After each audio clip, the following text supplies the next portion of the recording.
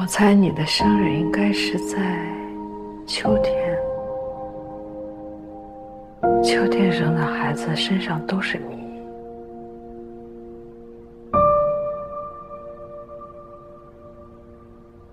昨天晚上我梦见你了，你就在前面走，然后你回头，我看不清你的样子，你回头跟我说，想带我去你家看看。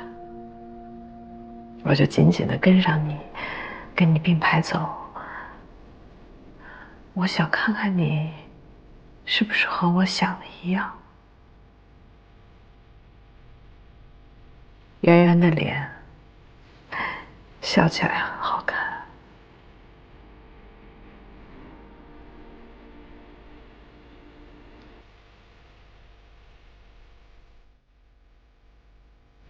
你喜欢什么，讨厌什么，我都想知道。这好像认识你一辈子。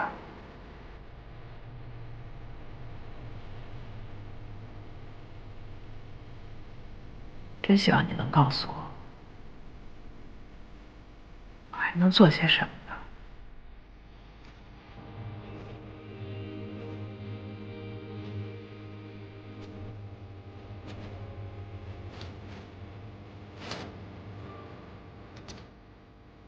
他还能在这儿放多久？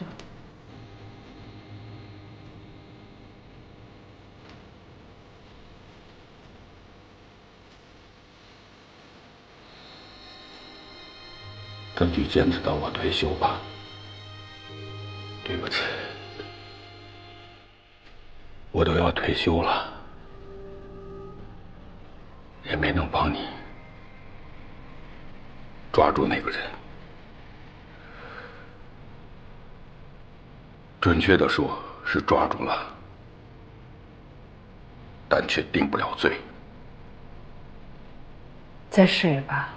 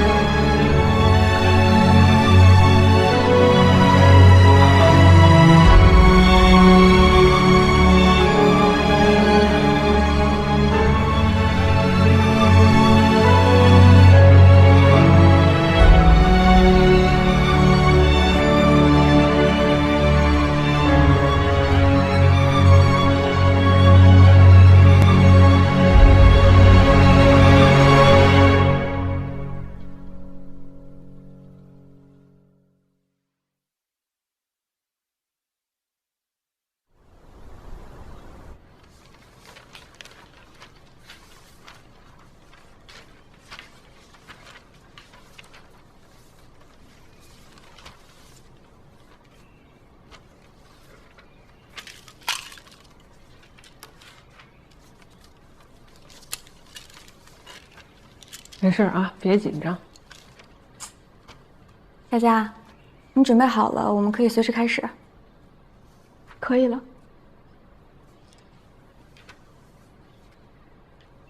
别太紧张。这个姐姐呢叫马文文，是一名司法社工，也是我们为你请的合适成年人。是这样的，佳佳。我们知道你现在可能会很迷茫，但我们大家都想帮你，所以一会儿问你问题的时候，我们能不能问得直接一些？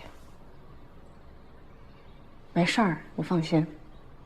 你要相信，我们所有成年人都坚定地站在你这边。你不舒服了，咱就随时停，没问题啊。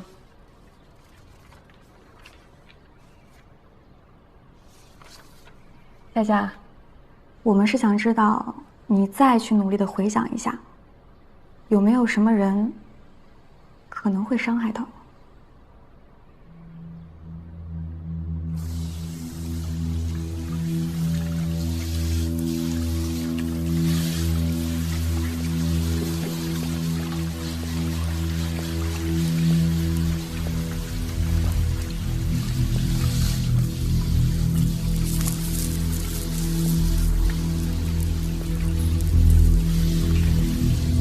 我自己。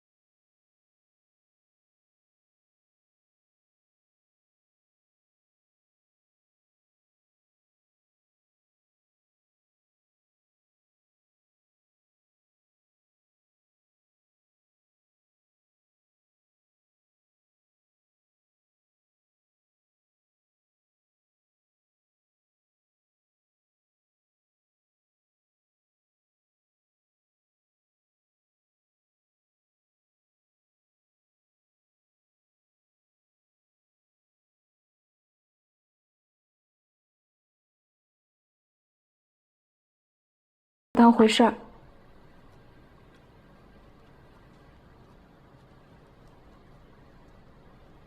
那天晚上，我从外面跳完舞回来，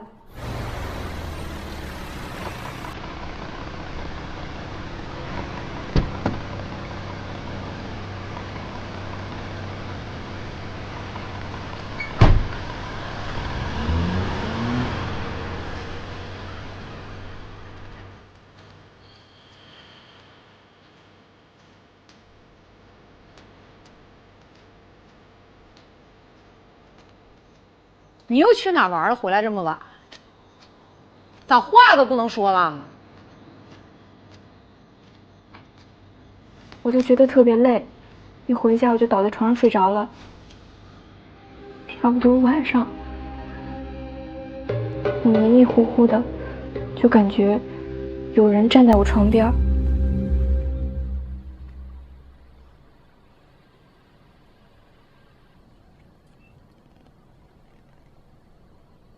我真的把她当亲妹妹一样。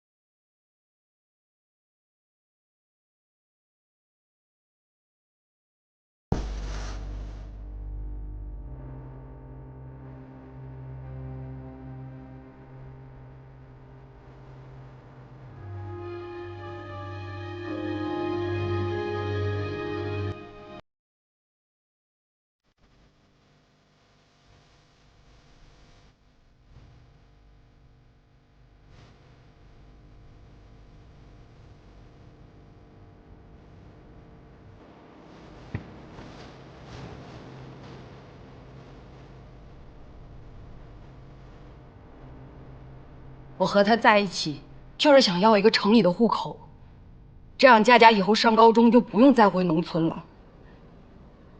我没文化，没上过学，我不想让佳佳走我的老路。我对不起佳佳，都怪我，是我害了她。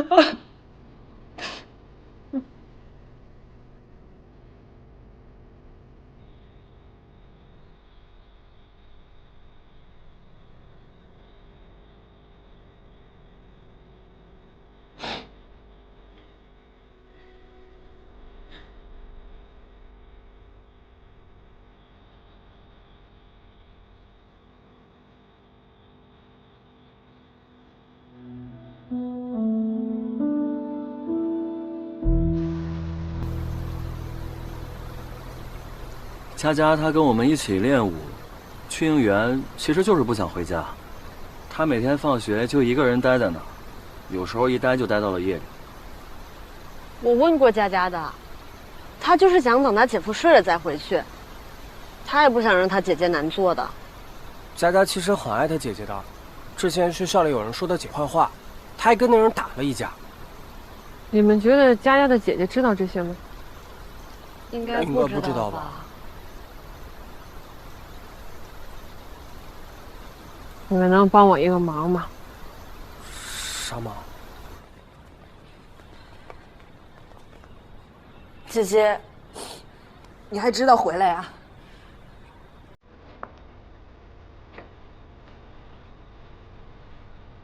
今天真是太谢谢你了。这样，姐请您去吃好吃的，走。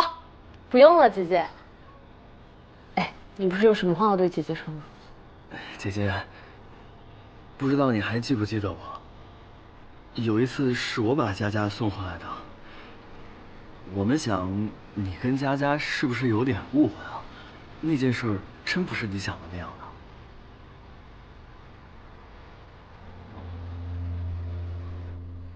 我姐，她满脑子想的都是我们要留在这座城市，要靠着男人赚钱。但是她从来都没问过我愿不愿意。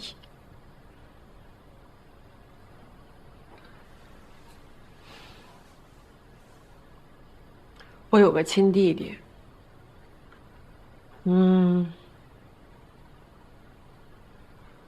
我大概有个10几年吧，都没怎么搭理过他。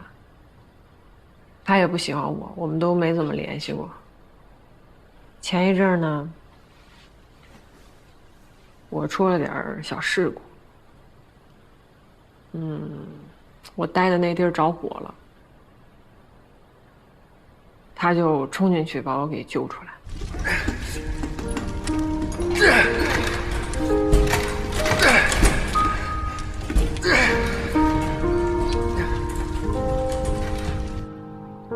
要不然我就烧死在里边了。其实他往里冲的时候，有可能我俩就都出不来了。那会儿我俩还没和解呢。我比你长点岁数，也比你有更多的生活经历。我说这些呢，不是想要劝你什么。有的时候其实就是家人才能做到这样。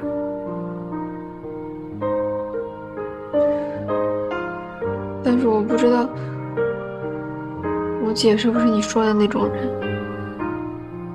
我其实不知道你姐是个什么样的人，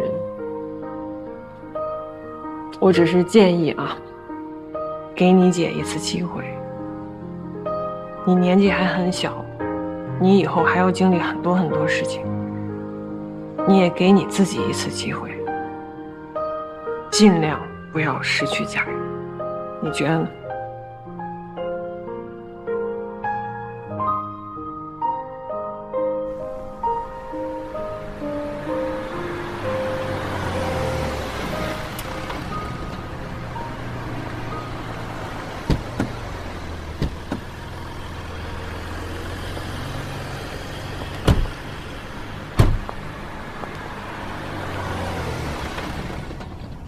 想好了吗？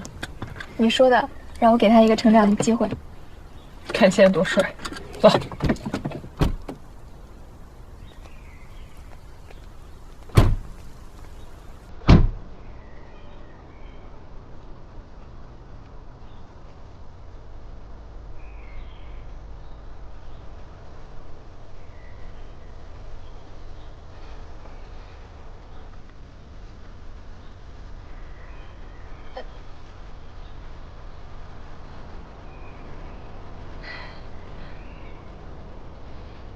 姐姐，我爱你。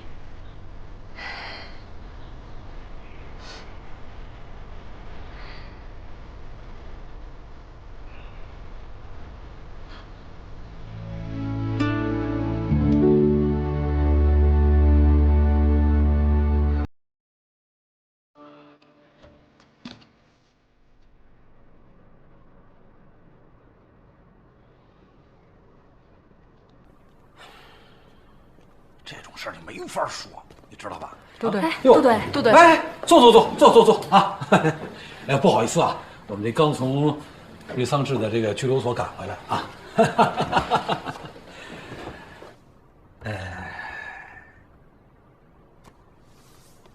这是怎么有情况？是这样，这个案子啊，还是存在一些小问题。林检察官，来，咱们借一步说话。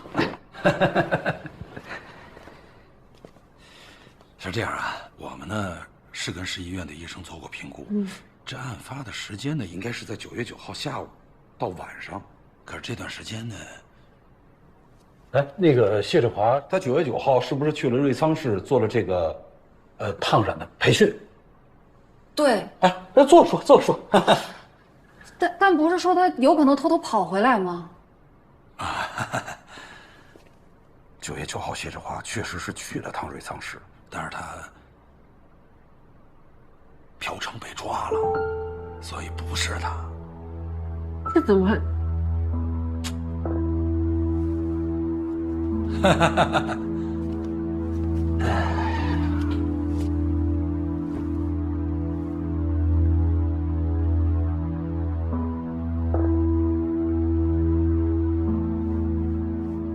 警察叔叔，怎么了？这个嫌疑最大的谢志华呀，确实有不在场的证明啊。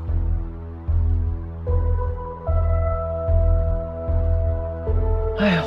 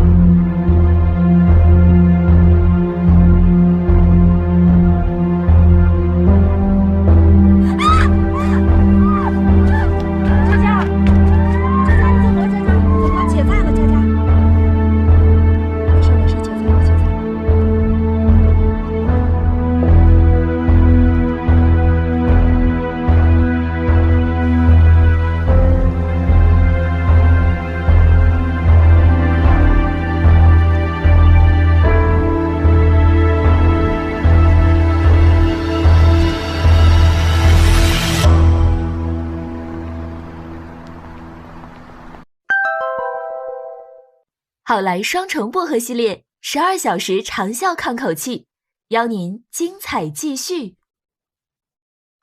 林检察官，夏检察官，目前呢，这个案子的调查工作确实是遇到点小麻烦。我们这边呢一直在寻找一个突破口，只不过说明白，我也理解，这个强制机制直接对接到你们刑侦支队，我想肯定也给你们造成很大的工作负担。负担那倒没有，我们这边保护未成年人肯定是义不容辞，只不过说崔佳怡这边呢，我们确实不敢逼问太紧。这孩子有没有可能是被迷奸的呢？哎呀，他怎么可能对自己被性侵的过程一点印象都没有？那除非他当时是无意识的状态。那有可能哎。那要是这么说，我们可以再沟通一轮。我去看一下有没有遗漏的细节。那你去复查一下案发当天所有的行动路线，可以。再看看孩子有没有什么其他可能接触到的人。明白。咱先稍等啊，我们其实这么问的话吧，对他挺残忍的。如果他当时真是没有意识的话，那你问他，他把这些全想起来了，我觉得这打击对他挺大的，是吧？这孩子外表看着挺坚强的，但是他内心什么样，咱都没问出来过，咱也不了解。我建议先给这个崔佳怡进行一个心理疏导，然后再询问，会不会好一点？好是好，但这个心理疏导咱们都不是专业的呀，是不是有专业的机构？交给我们呀，我们院里都有合作的机构，是吗？而且我建议以后这种询问的就直接全放到我们院里来，我们有专门针对孩子的这种询问室，条件非常好。太好了，那以后我们再有这样的问题，直接交给你们了。那肯定没问题，我记一下。哦，还有个问题，谢世华怎么办？我个人觉得啊，隔空猥亵也是猥亵。老郑，今天回来挺早呀？哎，要去跳舞去啊？是啊。张阿姨啊，其实我刚才听您说了这么多，此时此刻我心情也特别激动。虽然我没有感同身受，但是我你要的子姜没有了，我给你买了生姜。哦，回来了。今天回来的挺早的。早吗？贾主编，你又追忆什么呢？啊，唯有泪千行的。这节目太感人了。什么节目啊？我相信此时此刻电视机前的观众等你归来，非常期待张阿姨今天。你又想儿子了？儿子明年不就进修回来了？就是儿子打电话让我看的。这个节目说的是那些走丢的孩子啊，还有找不着孩子的那些家长啊。节目组就帮忙安排他们见面。这节目看的呀。接下来让我们大家一起太难受，把目光投注到舞台的左侧。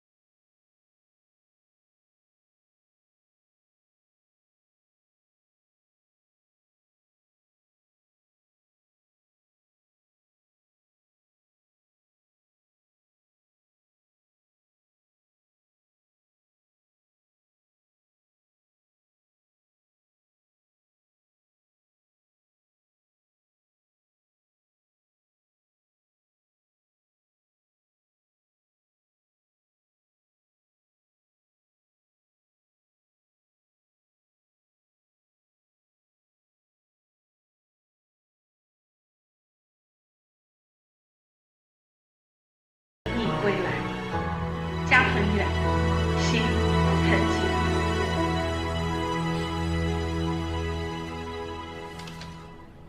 我是在。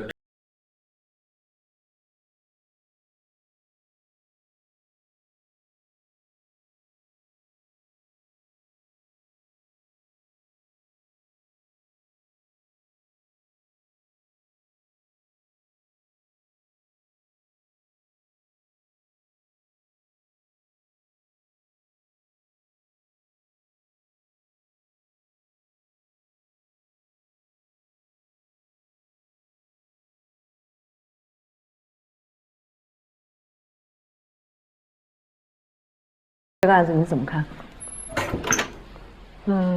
我觉得他不太像是口误，像是做恶太多，记混了。你看他那样子，肯定藏着很多事儿呢。他犯过的案子，就我们知道的，就有3起。咱们去找一下杜队，去核实一下丁家村附近还有没有破获的强奸案。好，走。小李啊，哎，杜队啊，把那个望江无名女尸案的那个卷宗给我找出来。望江无名女尸，来，这边请啊。好，是。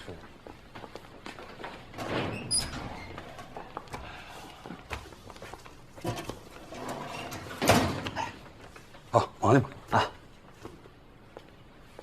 来，给您。尸体啊，应该是在1个月之前被当地村民发现的。我们警方赶到的时候呢，尸体已经腐烂了，而且这个脸呀，被野狗都给啃没了。被害人生前有没有遭受过强奸？有。这个检察院回复说呀，说是这个在死者的阴道里提取了男性精液的 DNA。移送了吗？这位是。哦，院里来的新人林之桃，研究生刚毕业。你好，杜队，我是林之桃。哎呀，能移送就好了。我们现在是毫无线索。那没移送怎么到我们这儿呢？我们这不是被逼得没办法了吗？所以才协调贵院的这个司法鉴定中心啊，协助我们一下。我们是听说司法鉴定中心有一个卢教授，那可是 DNA 方面的专家，所以呢，我们想请他呀，帮我们缩小一下这个侦查范围啊。郑检察官，不是我说这个检察院同志的闲话，卢教授这脑子，反正是有点轴啊。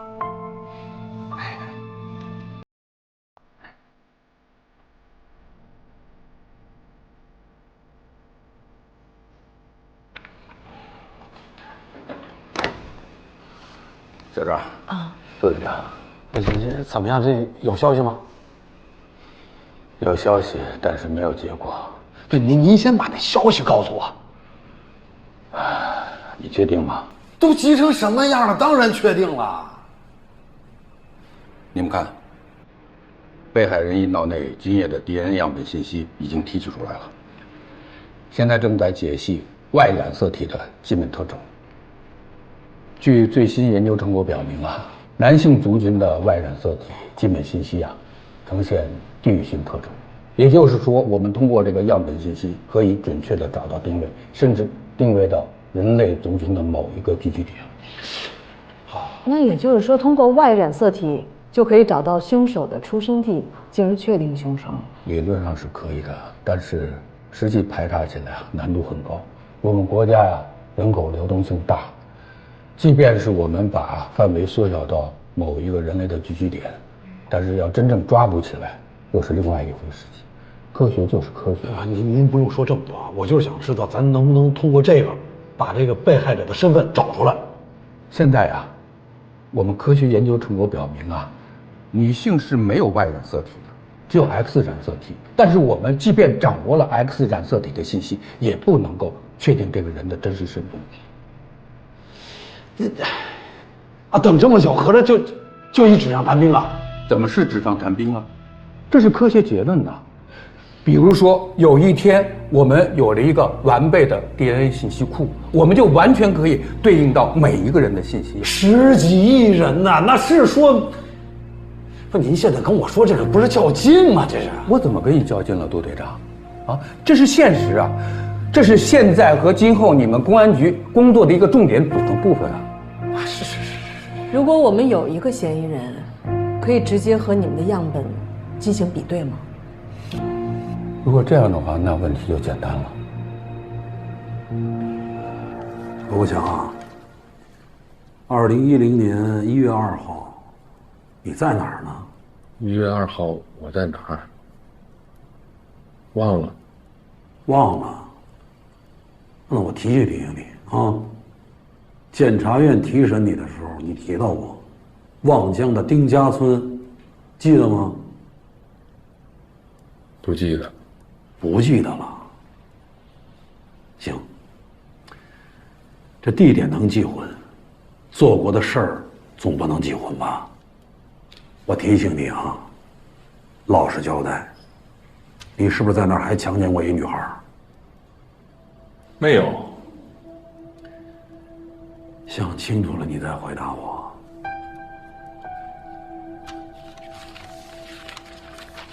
看清楚了，你的 DNA 和被害者体内的精子完全吻合，还狡辩吗？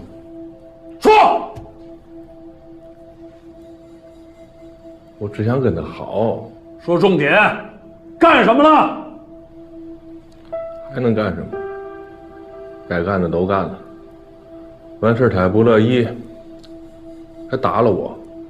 然后呢？然后我就拿石头就砸了他。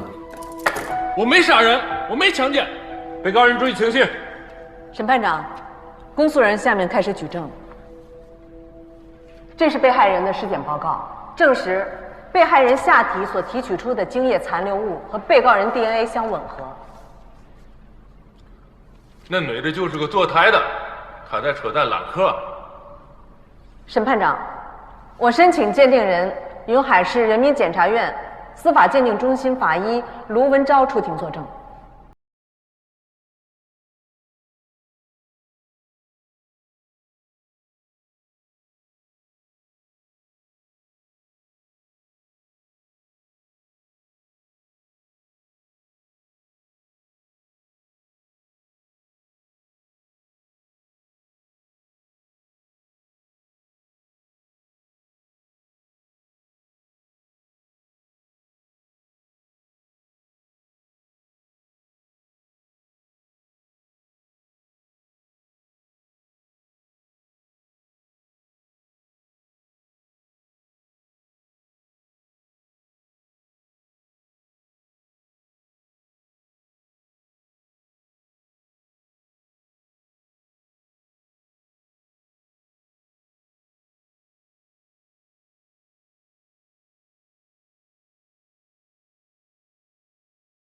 外是有过激烈的反抗行为的。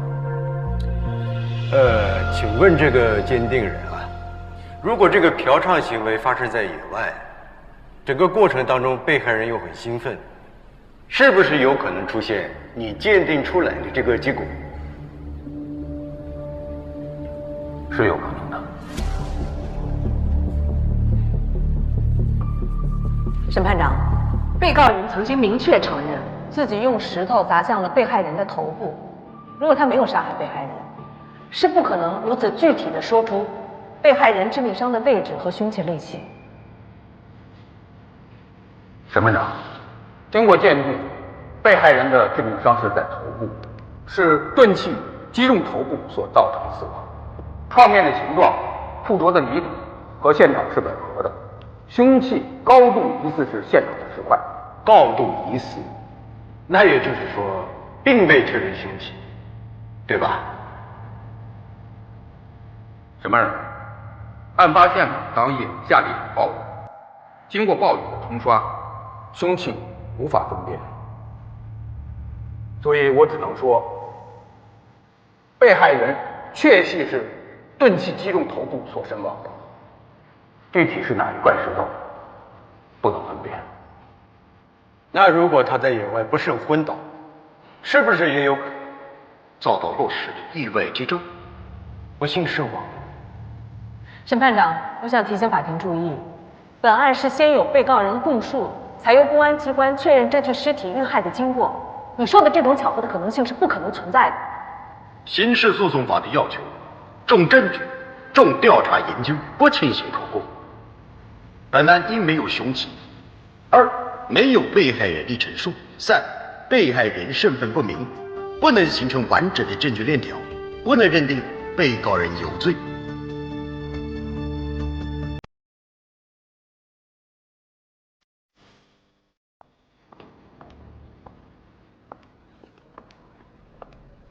小郑，啊，我是鉴定人，我只能发表鉴定意见。你负责确定客观事实，我负责这些事实的呈现。但是我没有把这个证据链做完整，我辜负了他。小郑，这不是你一个人的问题啊！我应该提前完成模拟实验，最大程度上的复原伤害轨迹，排除所有人为因素以外的其他干扰项，还有被害人的病理报告内容也不够充分。我应该在第一时间排除掉所有其他各项因为自然或非自然环境给被害人造成的事前、事中、事后昏迷情况的可能性。这也很难直接指向被害人就是他们在案发时候遭到袭击的。王老师，社长，我爆粗口了，对不起。你知道我一向是很理性的，但是今天我有一点点生气。我血压，我体温至少上升了0.5度。我知道，科学就是科学，但是我们还有道德与信仰。您放心，我们一定能够证明何国强在撒谎。我知道，社长，我们现在还差一个重要的环节。被害人到底是谁？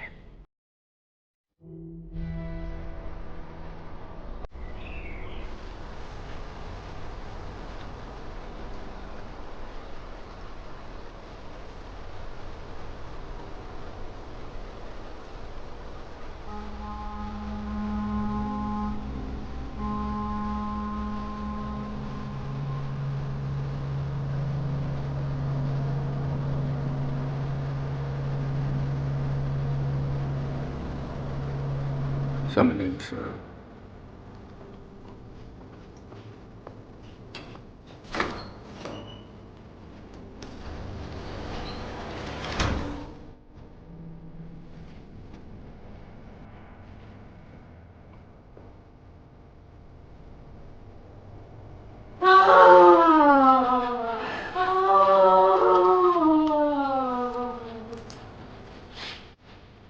陆主任，最近还有来认尸的家属吗？这是最后一对家属了。你说对于他们来说是好事还是坏事？我希望对他们来说是好事，但是我心里觉得，这孩子一定会找到他家人的。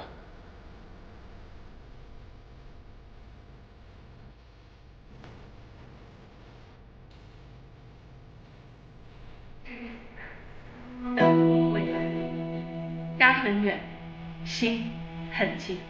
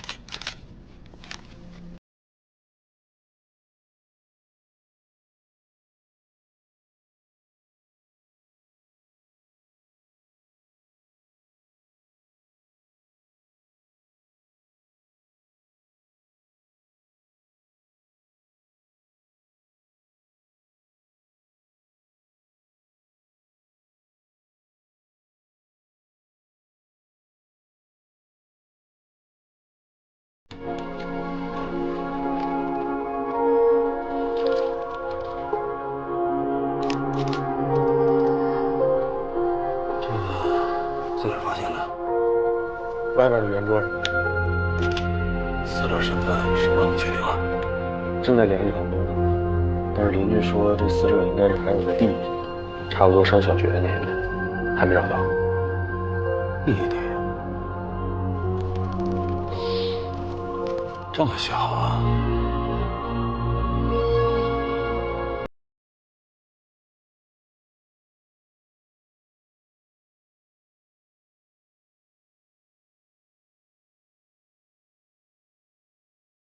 都是在对。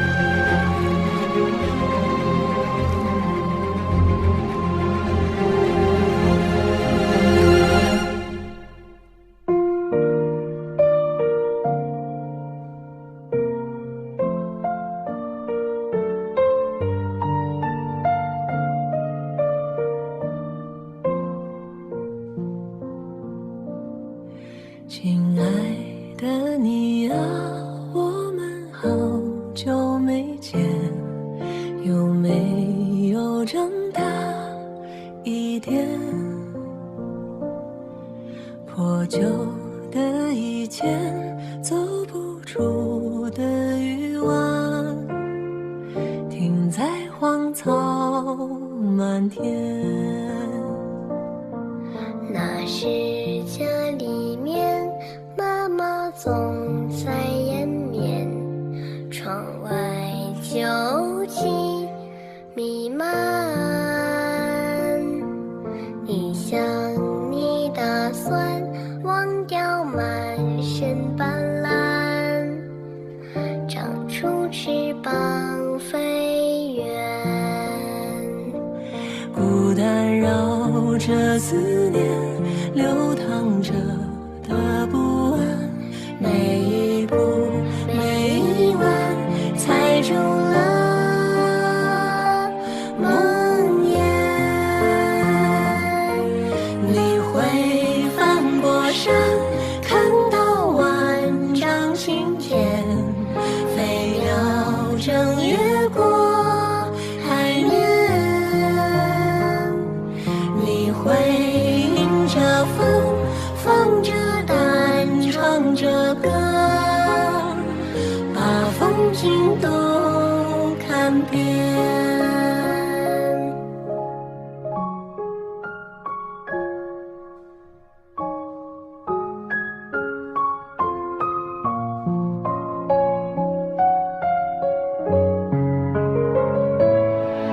你会翻过山，看到万丈青天，飞鸟正越过海面。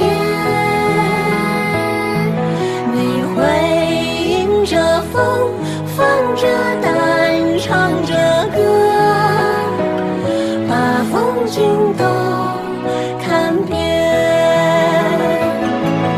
你会翻过山，看到万里平原，天光正穿过云间。你会握着拳，试着交流着